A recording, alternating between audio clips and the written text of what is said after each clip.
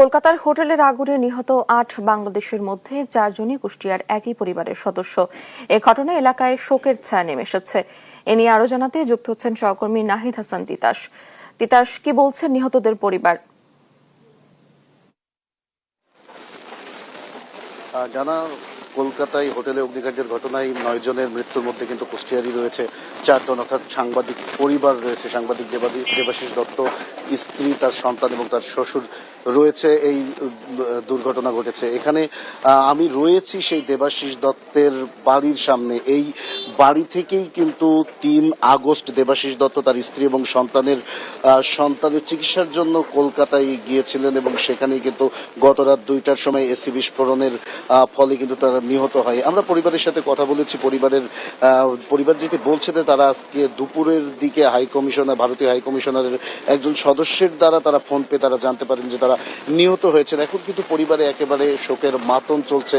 এছাড়া যারা পরিবারের সদস্য থেকে শুরু করে যারা সাংবাদিকরা সহকর্মী রয়েছেন তারাও কিন্তু বাসায় ছুটে এসেছে এবং তাদের মধ্যেও কিন্তু হতাশার ছায়া নেমে এসেছে। এলাকার জুড়ে শোকের মাতম চলছে। দেবাশিস দত্ত চ্যানেল 9-এ কর্মরত ছিলেন কুষ্টিয়ার প্রতিনিধি হিসেবে। তিনি ৩ আগস্ট তার স্ত্রী এবং তার ৩.৫ বছরের সন্তানকে নিয়ে সন্তানের চিকিৎসার জন্য কিন্তু তিনি কলকাতায় গিয়েছিলেন এবং সেখানেই তার শ্বশুরও তাদের সাথে ছিল। গতকাল রাত ২টার দিকে কিন্তু তার এই মর্মান্তিক মৃত্যুর ঘটনা ঘটে। আসলে দেবাশিস দত্তের পরিবারের কাছ থেকে আমরা যেটি নিশ্চিত হয়েছি যে তারা বেঙ্গালুরে ছিলেন এবং ১৭ তারিখে তারা কলকাতায় আসেন এবং কলকাতার যে হোটেল সেখানে ওঠেন এবং আজকে কিন্তু সকালের ফ্লাইটে তাদের বাংলাদেশে ফেরার কথা ছিল। তবে সেই নির্মম পরিহাসের কারণে, সেই হোটেলে অগ্নিকাণ্ড এবং দুর্ঘটনার কারণে কিন্তু বাংলাদেশে তাদের আর ফেরা হয়নি, তারা নিহত হয়েছেন। আমি পরিবারের সদস্যদের কাছে জানতে পেরেছি যে তারা ভারতে যাওয়ার প্রচেষ্টা চালাচ্ছেন এবং কিছুক্ষণের মধ্যে কিন্তু ভারতে পোস্টমর্টম হওয়ার কথা রয়েছে। তারপরে যে প্রক্রিয়া রয়েছে, প্রক্রিয়ার পরই কিন্তু মরদেহ নিয়ে আসা হবে তার এই নিজ বাড়ি কুষ্টিয়ার আড়ুয়াপাড়ায়।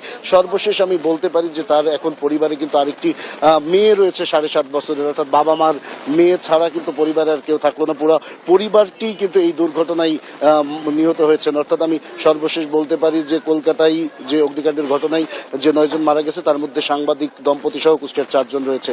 এই ছিল কুষ্টিয়া থেকে আমার সর্বশেষ খবর। জানা, কুষ্টিয়া থেকে যুক্ত ছিলেন আমাদের সহকর্মী।